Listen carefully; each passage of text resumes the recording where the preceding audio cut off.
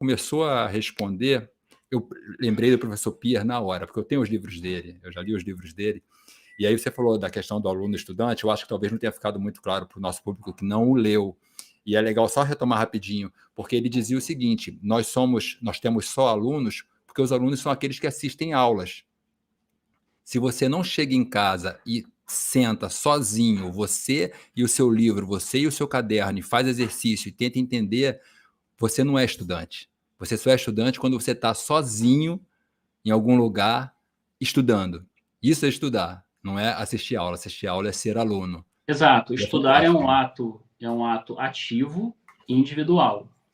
Assistir aula é um ato, pode ser coletivo e passivo.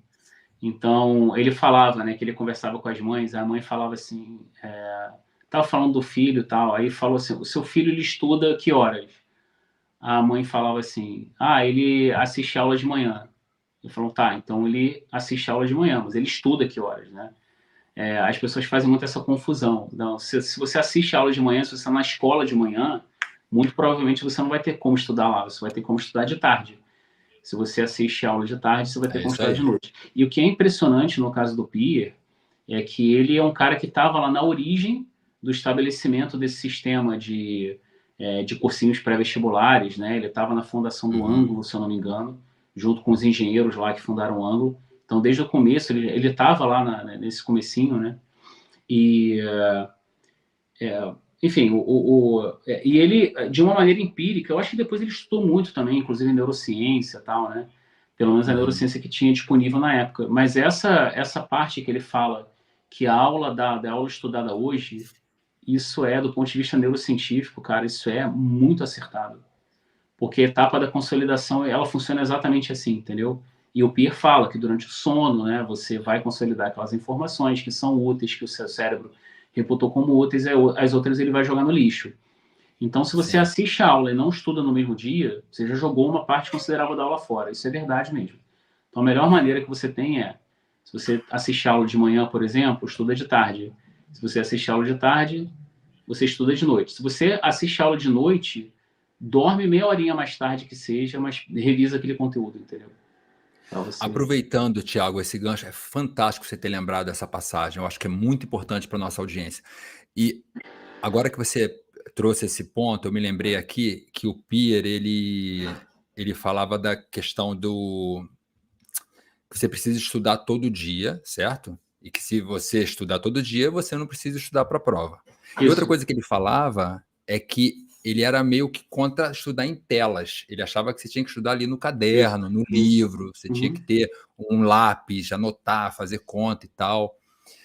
E, como você disse, ele já, né, a neurociência um pouco do passado e tal. E agora a gente teve essa polêmica recente da questão dos livros didáticos. Não vai ter mais livro impresso, agora só livro digital. E eu me lembrei do Pierre. Eu falei, poxa, mas o Pierre dizia que o livro impresso é que é o bom, é o caderno, você tem que pegar ali, você tem que anotar, você tem que ler no papel. Como é que você vê isso, Thiago? Você já refletiu sobre isso? Sobre essa Cara, questão? independentemente das minhas reflexões, tem estudos já que endossam isso também, né? Que a sua interação com uma tela é muito diferente da impressão, assim, da tua interação com o livro impresso, né? Cara, o que eu posso dizer? Eu acho que é um erro você investir nesse material digital. Eu acho que isso funciona, por exemplo, quando você já está no mundo do trabalho, né? A gente passa o dia olhando para o computador e a nossa vida é isso mesmo, não tem como fugir muito disso, né? Mas no contexto escolar, eu acho isso um erro. Acho que você tem que primariamente apostar no básico bem feito, entendeu? De novo, assim, porra, não dá para você falar que tudo na escola tá errado. Isso é loucura, isso é maluquice, entendeu? A escola ela é uma instituição, tudo bem que é uma instituição resiliente, ela funciona da mesma maneira, ela opera da mesma maneira desde o século XVIII. Então, não dá para você dizer que, porra, tá tudo bem.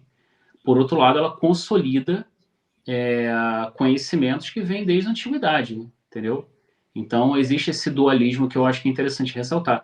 E uma parte boa da escola é essa pegada de papel e caneta, sabe? De papel e lápis. Sim.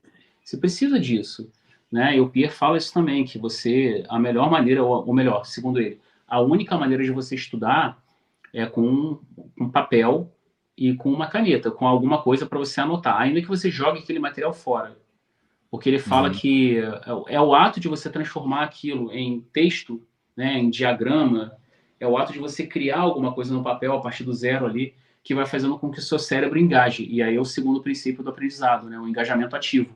Enquanto você está desenhando, né, um mapinha, fazendo um mapinha mental, quando você está escrevendo, enquanto você está traduzindo aquilo em algo que você consiga escrever, né, uma frase ou um parágrafo, e um negocinho que você consiga anotar ali, o seu cérebro está trabalhando para transformar aquela informação, para mastigar aquela informação. E isso é engajamento ativo.